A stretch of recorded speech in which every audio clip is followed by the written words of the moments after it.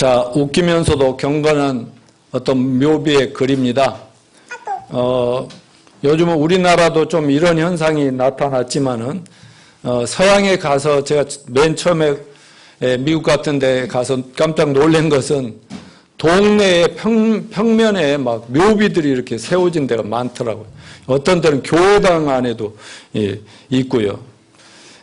거기에 묘비에는 뭐 각자 자기 인생의 아쉬움과 또 추모의 글들이 이렇게 적혀 있죠. 그런데 어떤 사람이 묘지를 돌면서 글들을 하나하나 읽어 나가는데 어떤 묘 앞에서 좀 오래 멈추게 됐어요. 그 묘비의 글이 흥미롭기 때문입니다.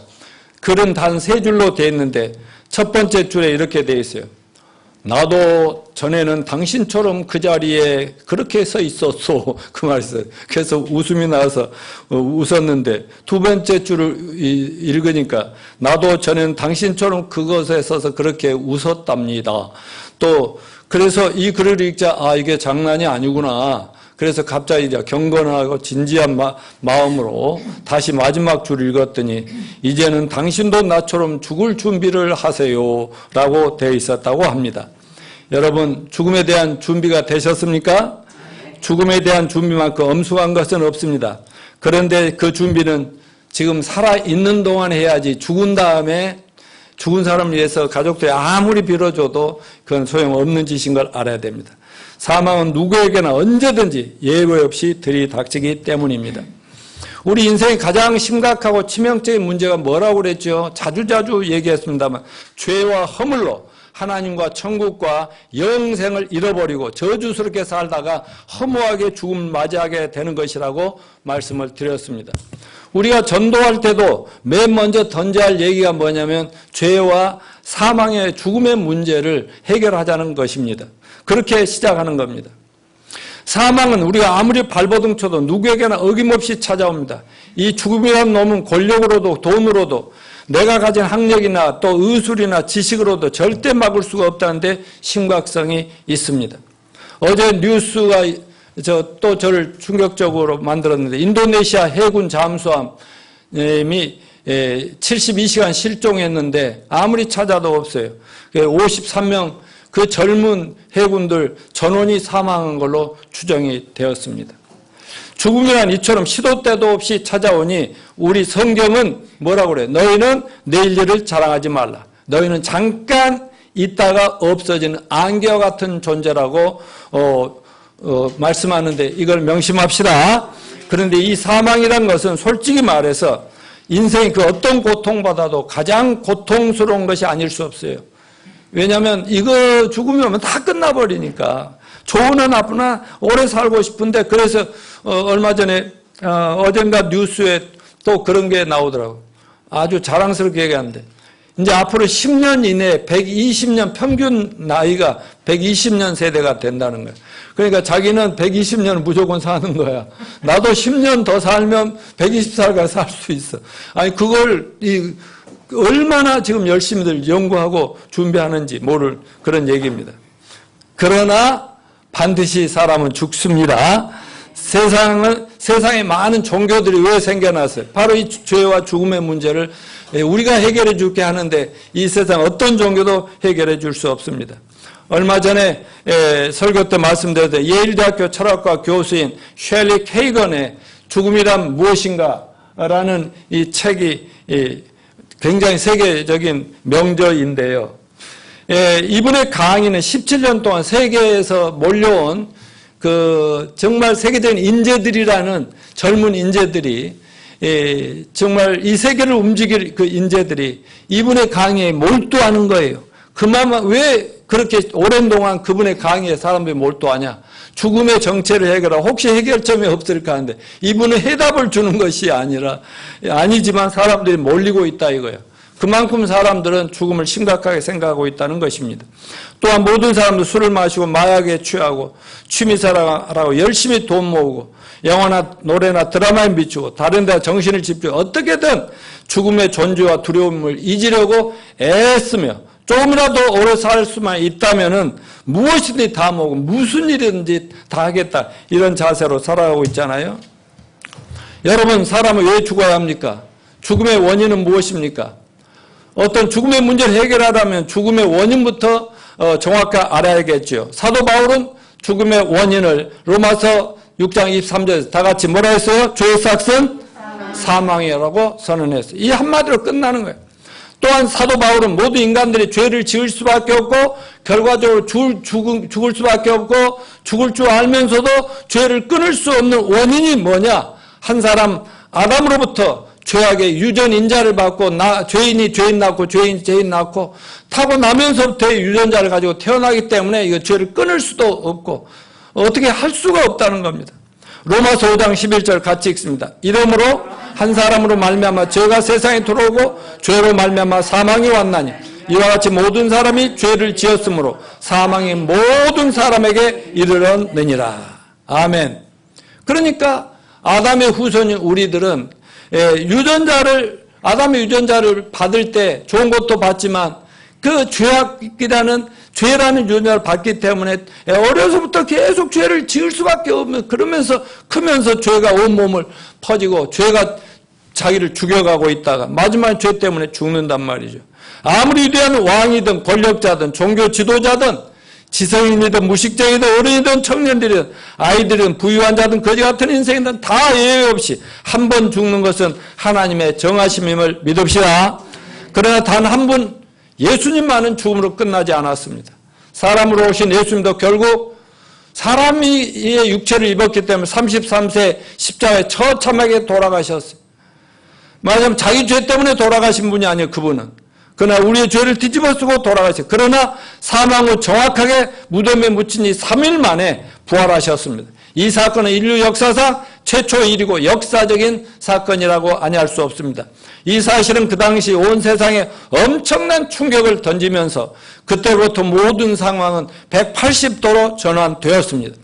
예수님 십자가 처참하게 돌아가시자 참 우리 인생도 다 희망도 끝났다 하고 다 도망가 버렸고 교회 공동체 몇 명 모여있던 그들도 암울하고 슬프고 쉬쉬하던 제자들의 공동체인 교회는 초상집 분위기에서 갑자기 막 이렇게 잔치집 분위기로 막 바뀌는 겁니다. 부활하신 예수님이 흩어진 제자들 찾아다니면서 나 살아났다. 내가 말했던 대로 살아났다. 나다. 하면서 이제 다시 교회로 몰려들기 시작하면서부터입니다. 그러면서 예수님이 살아계신다는 소문이 퍼졌고 살아난 예수를 만난 사람 점점 늘어나더니 부활 후 40일 후에 500여 명의 사람들이 보는 앞에서 하늘로 승천하십니다. 내가 다시 올 때까지 내가 너희들에게 사명을 주노라 하면서 마태복음 28장 18절 20절에서 하늘과 땅의 모든 권세를 아버지께서 내게 주셨으니 그러므로 너희는 가서 모든 족속으로 복음을 전파하라. 네.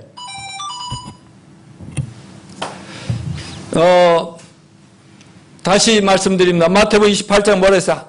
하늘과 땅의 모든 것을 하나님 아버지 것이 내게 주셨어요. 예수님이 하늘로 승천하시기 전의 얘기입니다. 그러므로 너희는 가서 그랬어요. 그러므로가 뭐예요? 봤지? 내가 인류를 위해서 너희를 위해서 십자가에 죽고 장사의 삶을 부활한다고 성경에 구약에 예언되어 있고 내가 말한 대로 됐냐 안 되냐? 봤지? 40일 동안 보여주신 거 너희들도 보고 체험을 했으니 이제는 온 세상에 예루살렘 온 유대 사마리아 땅끝까지 이르러 내 증인이 돼야 된다.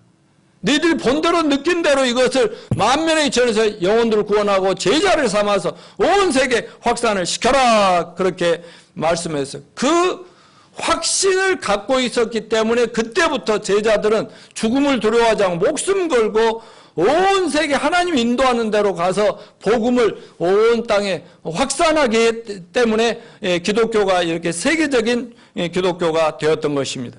예수님의 십자가 죽으심과 부활을 믿음으로 변화된 사람들에 의해서 개인이 변화되고 가정이 변화되고 역사가 변화되고 바뀌기 시작했습니다.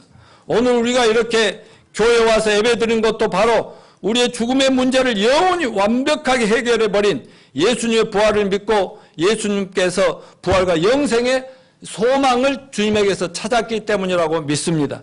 우리는 죽은 자를 예배하러 모인 것이 아니라 살아서 우리 예배를 받으시는 만왕의 왕 만주의 주님을 예배하고 있다는 사실을 믿으십시다. 이것이 지난 4월 4일 부활주일부터 지난주까지 3주간 동안 우리가 나눈 예수 그리스도의 부활의 전모이고 우리가 믿고 소망하는 부활신앙의 핵심이고 성경의 핵심 진리 중에 진리라고 말씀드릴 수가 있습니다. 자, 넘겨주시면 오늘 본문의 핵심 내용과 설교 방안을 보면은 오늘 말씀 부활의 교리를 고린도전서 15장에서 총체적으로 사도 바울이 총정리를 해줬지요. 그 마지막 부분으로서 오늘 본문의 핵심은 뭐냐? 언제 어떤 식으로 우리 몸이 부활을 할 것인가?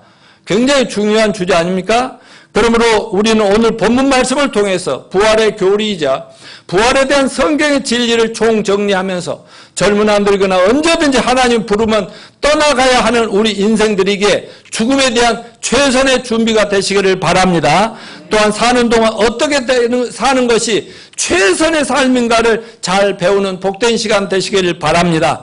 사랑하는 형제 자매 여러분, 최선의 죽음의 준비는 예수님의 부활과 우리 모든 믿는 자들의 부활에 대한 믿음과 소망을 가지고 과연 인생을 어떤 가치관으로, 어떤 철학으로, 어떤 목표를 가지고 어떤 삶의 자세로 살아야 할 것인가를 선택하는 데 있다고 믿습니다. 오늘 여러분과 나눈 부활의 신앙과 소망의 설교를 정리하는 설교를 제발 잘 들으시고 여러 가지로 매우 어려운 이 시대에 예수 믿고 구원받는 성도들로서 부활의 신앙과 소망으로 모든 시험과 시련과 환난, 이 코로나도 극복하고 이기시기를 축원합니다. 그리고 하나님 기뻐하시는 교회, 하나님 기뻐하는 예수님의 제자들이 다 되시기를 축원합니다. 먼저 부활의 의미를 총정리해 봅시다. 먼저 부활의 몸은, 육체의 부활은 어떤 의미가 있는가? 자, 넘겨주십시오. 첫째, 다 같이요. 육체의 부활은 천국을 상속하기 위해 시작이다. 50절을 읽습니다. 형제들아, 내가 이것을 말하노니 혈과 육은 하나님 나라를 이어받을 수 없고 또한 썩는 것을 썩지 아니한 것을 유업으로 받지 못하느니라. 재벌 같은 부잣집이나 재산이 많은 집안에서는 그 자녀들이 뭐에 관심이 있어요? 아니, 부모 빨리 죽기를 바라지 않을까? 속으로는? 그러면 저것이 다 내 것이 되는데. 그런데 혹시 여러분들은 뭐 유산 좀 받았어요? 안영재는 유산 많이 받을 뭐 있네? 어머니는 많은 자식들에게 유산 남겨줄 거 많이 있죠? 예. 이제 그런데 자식들이 싸우자 피투성이 나오고 싸우는 거 아니에요? 예. 아마 여기 대부분 보니까 뭐 유산 받은 것도 없고 물려줄 유산도 없으리라고 보지만은 말입니다. 그런데 예수 믿고 구원받은 하나님의 자녀들은 어마어마한 유산 상속자라는 사실을 잊지 마시길 바랍니다. 우리의 유산은 하나님께서 하늘에 간직해 둔 것인데 그게 천국집이죠. 황금 보소로 진. 우리 구원받은 사람들이 가서 반드시 확인하게 될 천국령. 여러분, 우리 아버지가 누굽니까? 하나님 아버지 아닙니까? 하나님 아버지 온 세상의 주인 아니십니까? 예, 그리고 왕 중의 왕이신데 그분이 온 세상 것을 가지고 있는데 하늘과 땅의 모든 권세를 예수님께 주셨고 예수님은 우리에게 다 넘겨주시겠다고 유산으로 약속을 해 놓으신 것을 믿으시길 바랍니다. 그러면 그건 변호사에 공증해야 되는데 이게 공증한 서류입니다.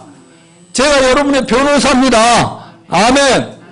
그런데 그 천국의 유산은 하나님이 지금 당장 우리에게 주신다 해도 이런 흙으로 만든 썩어질 거, 연약하고 힘없는 거 이거 지금 줘도 받을 수 있어요? 없어요? 받을 수도 없고 누릴 수도 없어요. 그렇기 때문에 하나님께서는 천국에 영원토록 우리가 누릴 유산을 마련해 놨지만 부활한 몸으로 받을 수 있도록 했기 때문에 우리를 부활할 수 있도록 또 만들어 놓으셨고 그 증거가 예수님의 십자가 부활이죠. 예수님 삶 안에 부활하신 그 부활입니다. 그러니까 우리는 예수님이 영생을 얻어서 부활을 하셔서 이 땅에만 계시다가 하늘로 쑥 올라도 가시고 지구도 천국도 가시고 언제든지 달나라도 가실 수 있고 이런 몸으로 지금 천국에서 왕 노릇하고 주인 노릇하듯이 우리 몸도 그렇게 부활시켜서 천국 유산을 마음껏 누리게 해주시겠다고 약속한 걸 믿으시기 바랍니다. 그런데 우리가 오늘이라도 죽으면 이 몸뚱아리는 어디로 가는 거예요? 흙으로 가죠. 그러나 줬던 흙으로 만들었으니까. 그러나 몸 안에 하나님의 호흡을 불어넣는 영혼이 있잖아요. 영혼을 불러가서 지금 영혼은 어디로 가는 거예요? 천국 가서 유산을 확인하는 겁니다. 그게 사실인 것을 확인합니다. 그러면 우리가 그 영혼만, 이 몸뚱아리는 그냥 흙에 던져버리고 영혼으로만 천국에서 영혼이 산다? 절대 아니죠. 우리는 어느 날 부활을 한 몸으로 예수님과 똑같은 몸으로 부활해서 천국을 유산을 상속받도록 되어 있다는 것을 믿으시길 바랍니다. 두 번째, 몸의 부활은, 육체의 부활은 자다가 뭐예요? 깨어나는 것이다. 오늘 본문의 사도 바울은 부활은 참으로 신비한 비밀이라고 그랬어요. 미스터리라고 그랬어요. 너무 신기하다는. 그래서 부활을 제대로 이해하려면 죽음이 무엇인가, 죽음에 대한 성경의 가르침, 성경적인 죽음관을 확실하게 알아야 됩니다. 자, 51절 봅시다. 시작. 보라, 내가 너에게 비밀을 말해. 우리가 다 잠잘 것이 아니오 마지막 나팔에 순식간에 호련히 다 변화되리라. 여기 잠잘 것 얘기했죠. 데살로니가서 4장 13, 14 시작. 형제들아, 자는 자들에 관하여는 너희가 알지 못함을 우리가 원하지 아니하노니 이는 소망 없는 다른 자와 같이 슬퍼하지 않게 하려 함이라. 우리가 예수께서 죽으셨다가 다시 살아나심을 믿을진대 이와 같이 예수 안에서 자는 자들도 하나님이 그와 함께 데리고 오시리라. 이 두 성경 구절이 다 죽음을 뭐에 비유해서요? 잠자는 거에 비유해서요. 여러분, 잠잔다는 거 슬픈 일입니까? 아니, 저녁마다 여러분 남편이 잠들었다고 자식들이 잠들어서 코 온다고 막 깨우면서 울면서 이놈 새끼야 일어나래. 이러십니까? 이런 사람은 없습니다. 여러분도 잘 때 편안하게 주무시잖아요. 슬픈 일이 아닙니다. 마치 우리 믿는 자들이 죽음은 바로 이와 같이 잠자는 것이다 그랬어요. 아니 남편이나 자녀들이나 아침에 학교를 보내고 직장 보내려는데 가야 되는데 안 일어나면 어때요? 막 깨우잖아요. 그러면 일어나서 또 하루가 시작되는 거 아닙니까? 이런 것처럼 죽음이 뭐냐? 우리 크리스찬들은 정말 이거 잠자는 것이다. 그러니까 내가 지금 미리 말합니다.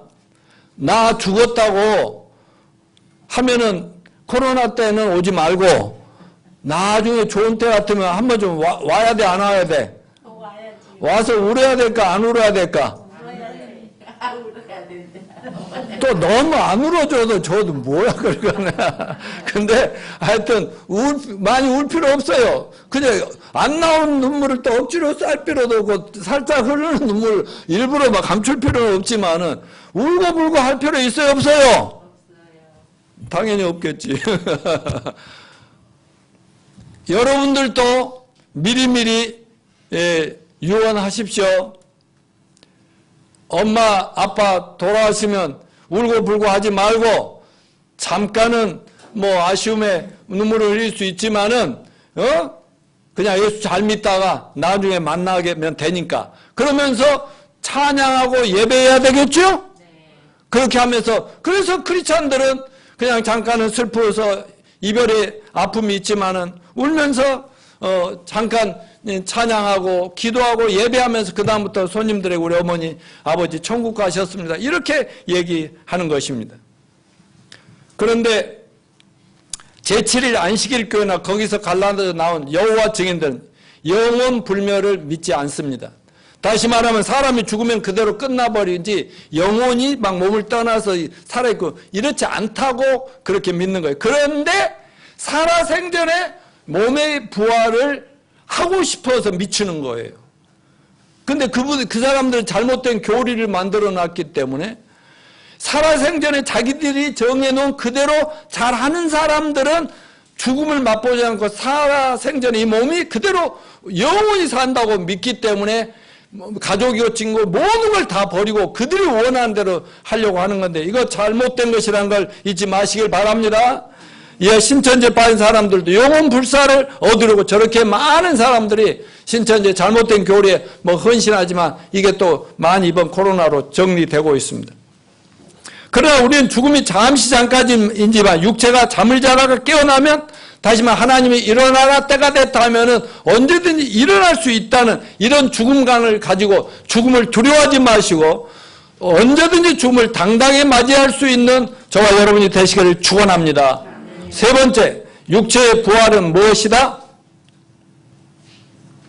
변화다. 넘겨주세요. 왜 안 넘어갑니까? 여태 이거 안 했어요? 안 봤어요? 네.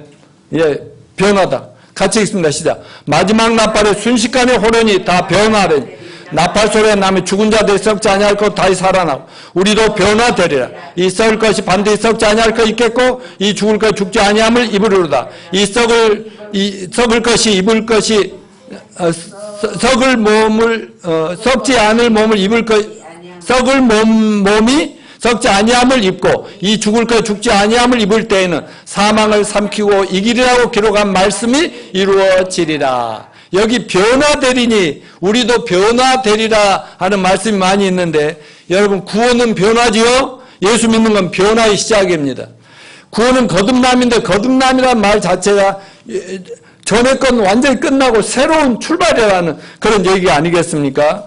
근본적인 변화를 얘기합니다. 그런데 우리가 예수 믿고 거듭나면서 인간은 세 단계로 세 차원의 변화를 경험하게 됩니다. 이것을 구원의 3단계라고도 하고 세 차원이라고도 말할 수 있어요.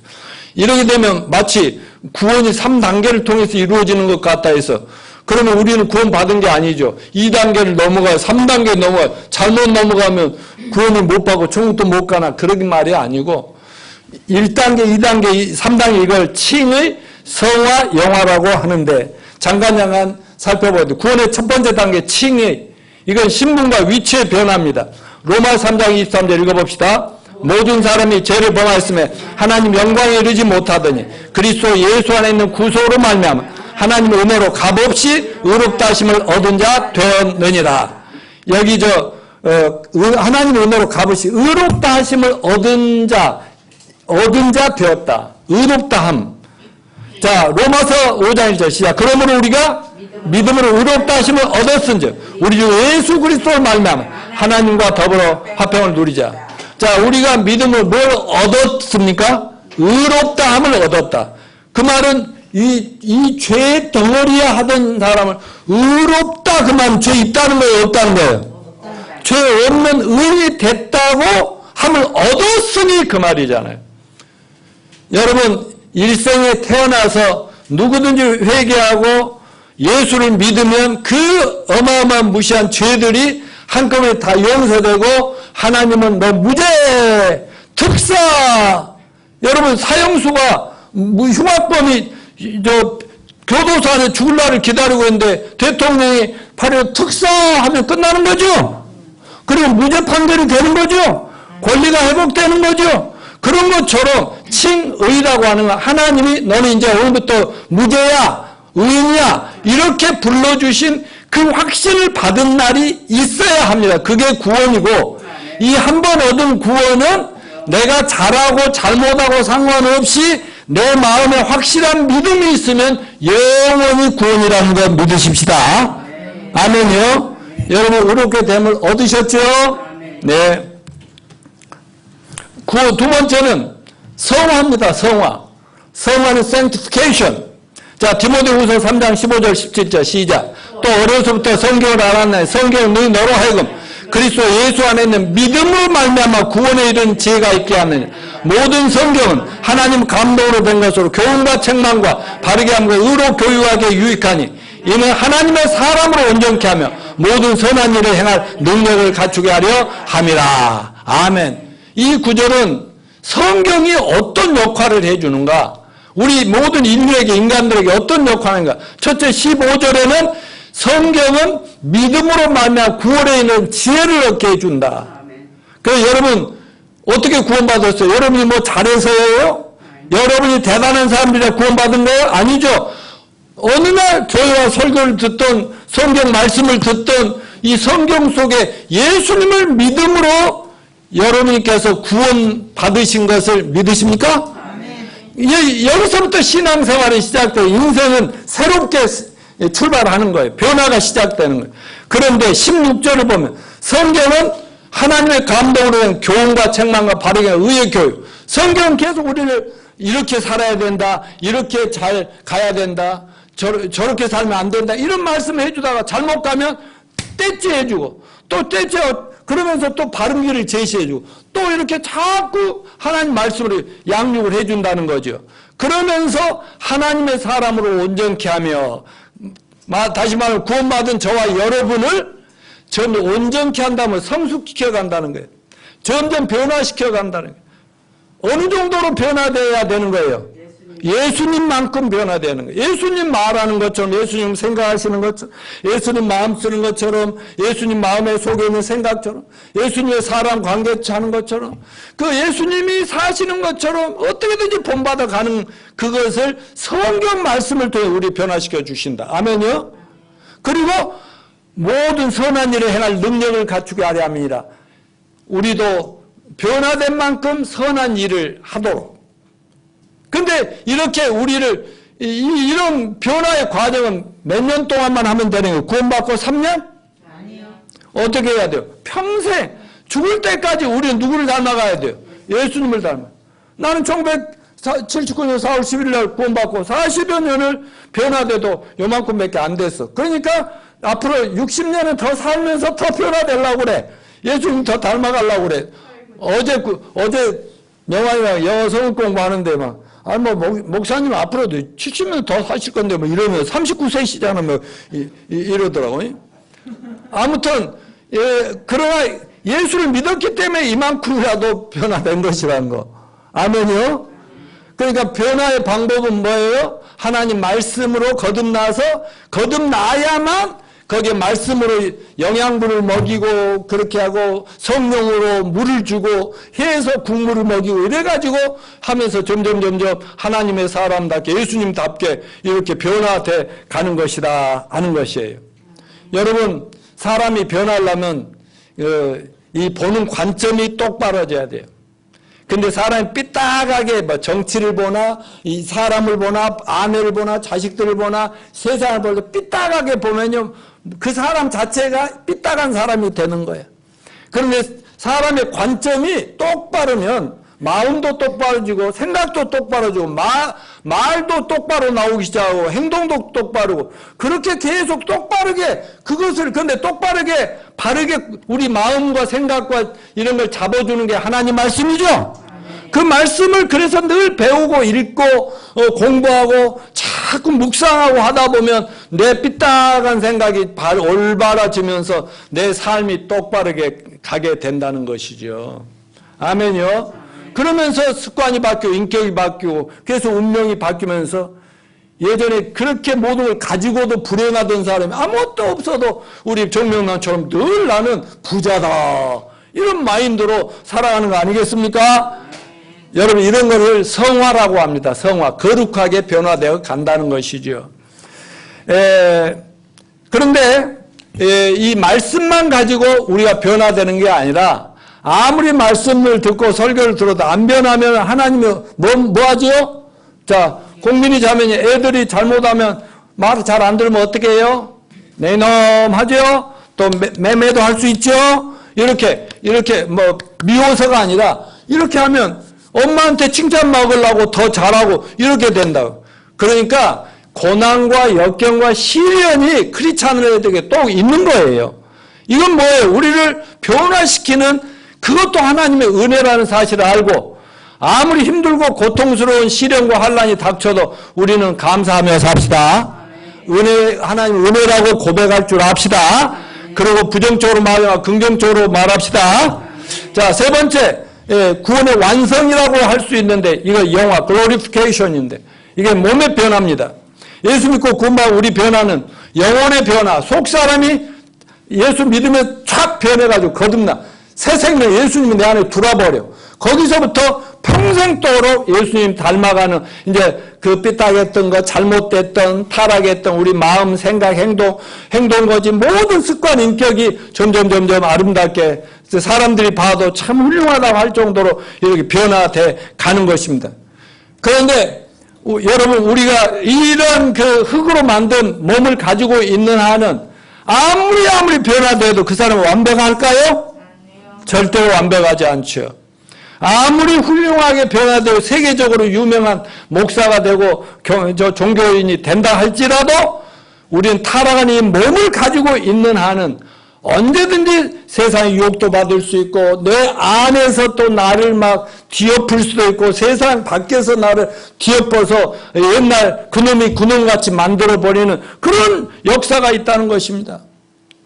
근데 하나님께서는 그럼에도 불구하고 말씀과 또 이 환경과 여러 사람들을 통해서 우리를 변화시켜 나가다가 그대로는 천국을 줘도 못 받고 누릴 수가 없으니까 어느 날 때가 되면 우리를 확 뒤집어서 몸의 변화를 주신다고 약속했습니다. 이게 부활입니다. 어떤 몸으로 부활한다 했어요? 썩지 아니할 몸, 연약하면 병들지 않는 몸, 배고프지 않는 몸, 완성된 몸, 예수님 몸과 똑같이 부활한 몸, 그러니까 하늘과 땅 사방대로 마음대로 돌아다닐 수 있는 영적인 몸, 신령한 몸, 그러니까 마치 신과 같은 몸이야. 이 천사들보다 더 위대한 그 존재들로 변화되는 것입니다. 완벽한 몸, 예수님 몸과 똑같은 몸, 이거 영광이죠. 그래서 몸의 부활을 글로리피케이션, 글로리, 영광이 그냥 예수님 하나님이 영광이신데 그분과 똑같은 그런 몸으로 변화시켜 주신다는 이 사실을 믿으시길 바랍니다.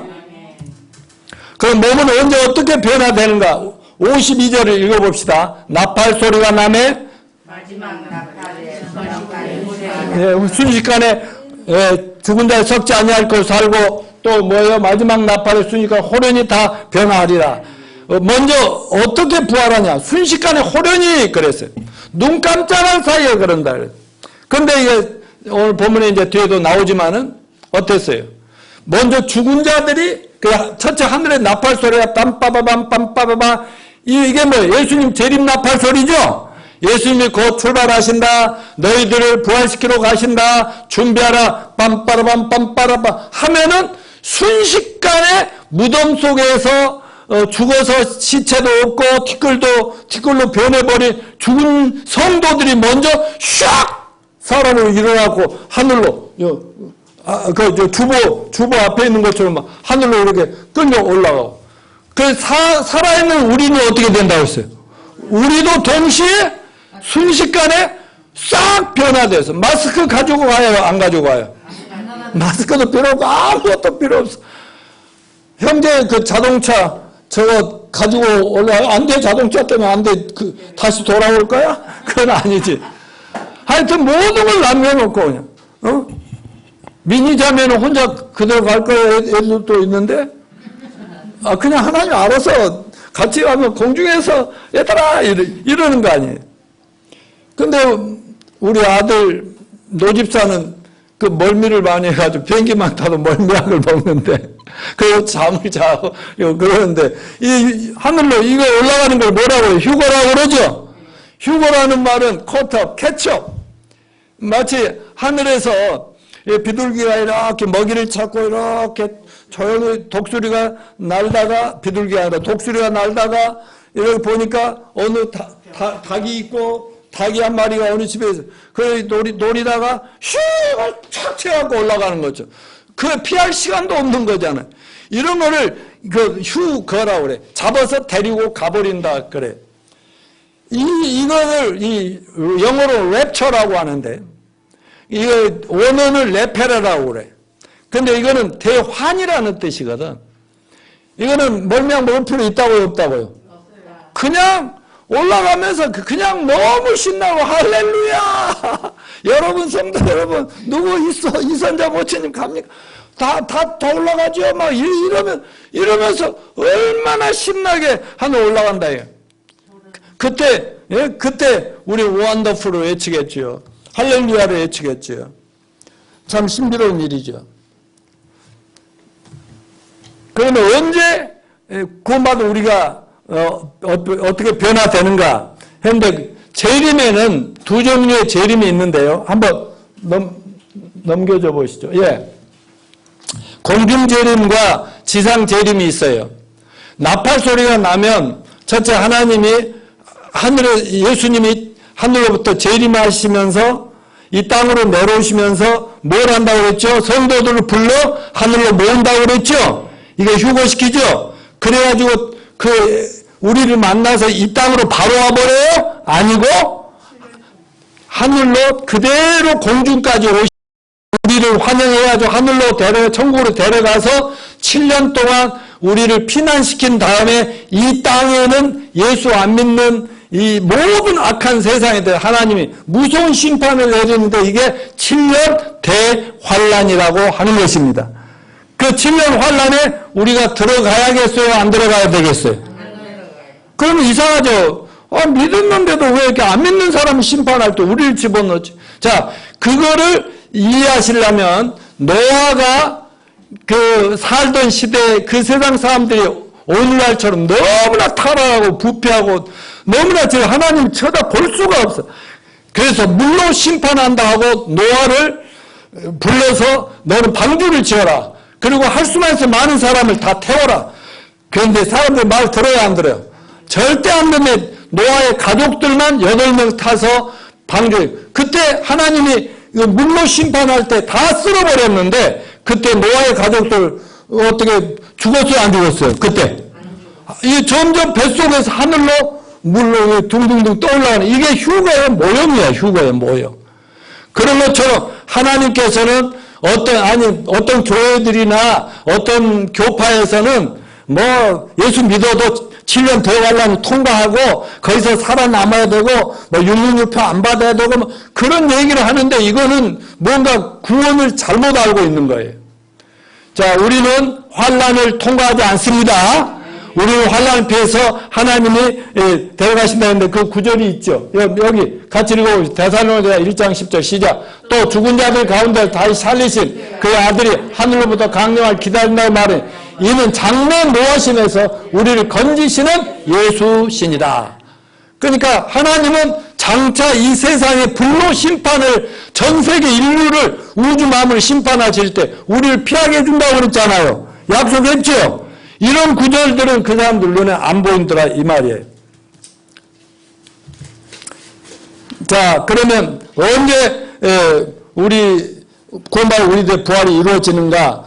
보라, 내가 너희 비밀과 우리가 단도할 것이야. 마지막 나팔 순식간에 호련이 다 변화되니 나팔 소리가 나며 죽은 자를 썩지 않고 다시 살아나고 우리도 변화되리라. 또 데살로니가전서 4장 10절 한 장 넘겨보실래요? 예, 같이 읽습니다. 시작. 형제들아, 자는 자들에 관한 너희가 알지 못하면 우리가 원하지 않으니 이는 소망 없는 다련이와 같이 슬퍼하지 않게 하려면 우리가 예수께서 죽으셔서 다시 살아나심을 믿을진데 이와 같이 예수 안에 자는 자들도 하나님 그와 함께 데리고 오시리라. 우리가 주의 말씀으로 너희에게 이걸 권하노니 주께서 강림하실 때까지 우리 살아남은 자는 자보다 결단코 앞서지 못하고 주께서 호령과 천사장의 소리와 하나님 나팔 소리로 친히 하늘로부터 강림하시니 그리스도 예수 안에서 죽은 자를 먼저 일어나고 그에 살아남은 자도 그들과 함께 구름소로 끌어올려 공주의 주를 영접하게 하시니 그리하여 우리가 항상 주와 함께 있으리라. 아멘. 아까 말씀드렸는데 공중으로 그 천국에 그냥 가만히 앉아서 우리가 올라올 때까지 기다린 게 아니라 너무나 우리를 보고 싶어 하기 때문에 중간에 나왔다니까 공항까지 나오듯이. 그러면 우리를 싹 끌어올려 데리고 이제 만나서 천국으로 다 데리고 가고 이 땅에 심판에 쓰라 때 7년 후에 세상이 쑥대밭이나 시체로 온 세상이 난리가 났을 때 지상으로 우리를 데리고 와서 천년 왕국을 설립하신다고 성경이 돼 있거든. 이제 그럴 때 우리는 휴거를 당할 때 먼저 죽은 사람과 살아있는 우리가 동시에 샥 올라간다. 이렇게 얘기를 한 것을 믿으시길 바라고요. 그럼 예수님 재림의 임박성을 우리가 어떻게 알 수 있는가? 마태복음 24장 넘겨주십시오. 3장 3절부터 12절 같이 읽읍시다. 시작. 그래서 감람산에 앉으셨을 때 제자들이 종에 와서 이르되 우리에게 이르소서 어느 때 이런 일이 있겠사오며 또 주의 임하심과 세상 끝에는 무슨 징사가 있사오리까. 예수께서 대답하여 이르시되 너희가 사람 미혹을 받지 않도록 주의하라. 많은 사람이 내 이름으로 와서 이르되 나는 그리스도라 하여 많은 사람을 미워하리라. 난리와 난리 소문을 듣겠으나 너희는 삼가 두려워하지 말라. 이런 일이 있어야 돼. 아직 끝은 아니니라. 민족이 민족을 나라가 나라를 대적하 일어나겠고 곳곳에 기근과 지진이 있으니 이 모든 것은 재난의 시작이니라. 그때 사람들이 너희를 환난에 넘겨주겠으며 너희를 죽이리니 너희가 내 이름 때문에 모든 민족에게 미움을 받으리라. 그때 많은 사람이 실족하게 되어 서로 잡아주고 서로 미워하겠으며 거짓 선지가 많이 일어나 많은 사람을 미워하겠으며 불법이 성함으로 많은 사람의 사랑이 식어지리라. 그러나 끝까지 견디는 자는 구원을 받으리라. 이 천국 복음이 모든 민족에게 증언되기 위하여 온 세상에 전파되리니 그때야 끝이 오리라. 자, 예수님 제자들이 예수님이 내가 죽고 부활해 승천하면 다시 올 거야. 올 때까지 잘하고 있어. 이랬더니 그래도 예수님 언제 오실지 말씀해 주셔야 되죠. 그랬더니 예수님께서 그날과 그 시는 아무도 모르고 천사들도 모르고 아버지 혼자만 알고 하나님 계획 속에 있는 거예요. 알라고 하지 마. 그러면서 예수님 재림과 그래도 징조라도 가르쳐 주셔야 저희가 대비하지 않겠습니까? 그래서 징조를 쭉 말씀해 주셨어요. 마태복음 24장 36절 39절까지도 한번 읽어볼까요? 예, 같이 읽어봅시다. 시작. 그러나 그날과 그때는 아무도 모르니 하늘의 천사들도 아들도 모르고 오직 아버지만 아시니 노아의 때와 같이 인자의 마음도 그러하리라. 홍수연에 노아가 방주에 들어간 날까지 사람들이 먹고 마시고 장가들고 시집가고 있으면서 홍수가 나서 그들 다 멸하기까지 깨달이 모여있으니 인자의 임함도 이와 같으리라.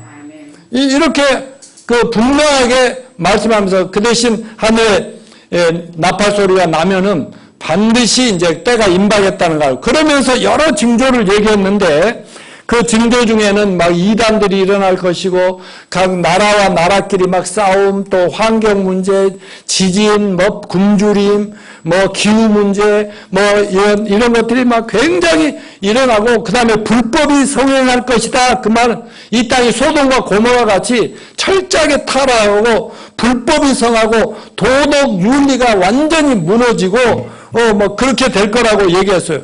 그리고 뭐 미국 유럽이 그런 과정을 겪었잖아요. 막 동성애가 막 공인화 되면서 막 벗어 제끼고 이제 이거 인권이라는 이름으로 차별화 금지라는 이름으로 그러면서 우리나라도 이제 막 그대로 전부 가고 있잖아요.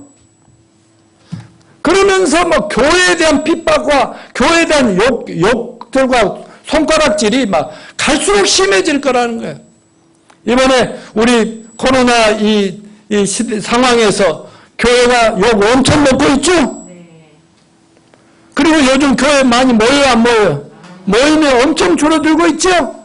내가 10년, 20년 전부터 이 교회가 이런 식으로 하면 교회 무너진다. 무너진다. 결국은 하나님께서 이렇게라도 정신들 바짝 차리고 사람 많이 모이는 게 뭐 그렇게 중요하냐. 구원받은 한 사람 한 사람이 그렇게 중요한 것도 모르고 말이야.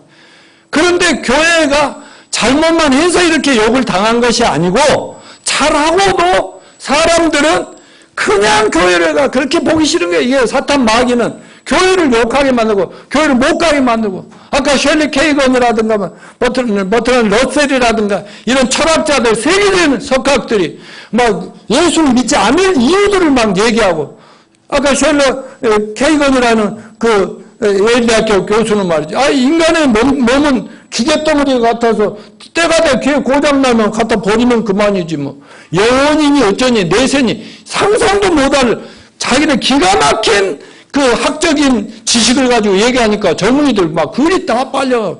그리고 인본주의가 말이지. 맞아면 하나님이 어디 있어? 내가 신인데 요즘은 웬만하면 다 신이잖아.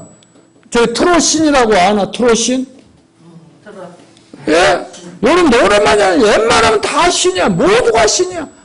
이게 뭔지를 그냥 재미로 보기는 하지만 여러분 이게 뭘 이런 상황을 보면 뭘 느껴야 돼요? 아 예수님 말씀한 징조구나. 징조.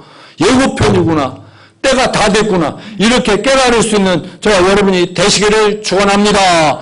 결론적인 조용적으로 어떻게 살아야 될까? 이 한 구절 같이 읽습니다. 시작. 그러므로 사랑하는 형제들아 견실하며 흔들리지 말고 항상 주 일에 더욱 힘쓰는 자들이다. 너희 수고와 주 안에서 헛되이 되는 줄 알미니라. 그 첫째는 뭐예요? 넘겨주십시오. 견실하며 흔들리지 말아야 한다. 신앙을 흔드는 요인들 조금 전에 말했지만 이 세상은 우리의 믿음을 어떻게든 빼앗기 위해서 별별 노동을 다치고 사탄은 공격을 합니다. 그러니까 우리는 성경 말씀만 꼭 붙잡읍시다. 말씀만 믿으시길 바랍니다. 가짜 뉴스 거짓말에 휩쓸리면 여러분 하루아침에 아주 망가져버릴 수가 있습니다. 둘째 뭐예요? 주의 일에 힘쓰는 자들이 됩시다. 왜냐하면 만약에 내세 천국도 없고 부활도 없다면 그냥 적당히 살면 되는 거예요. 그런데 이런 세상에 속지 마시고 우리 예수님 반드시 부활하셨습니다. 그러니까 우리 몸도 부활할 걸 믿으십시다. 이건 정말 믿는 자가 복이 있습니다.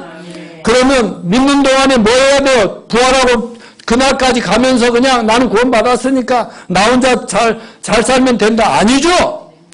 가서 모든 족속 제자를 삼으라고 하신 이 말씀을 명심하십시다. 그리고 아까 뭐라고 했어요? 이 천국 복음이 땅끝까지 전해지면 그때야 세상 끝이 오리라. 이 말씀을 명심하시고 우리가 이 험난한 세상 더 이상 정말 보고 싶지 않는 살고 싶지 않는 세상에 살아야 할 이유가 있다면 예수님이 오셔서 끝낼 때는 끝내더라도 우리는 우리 할 일을 해야 된다는 거죠. 그건 복음을 전하는 일입니다. 가족들을 챙기는 일입니다. 이웃들을 챙기는 일입니다.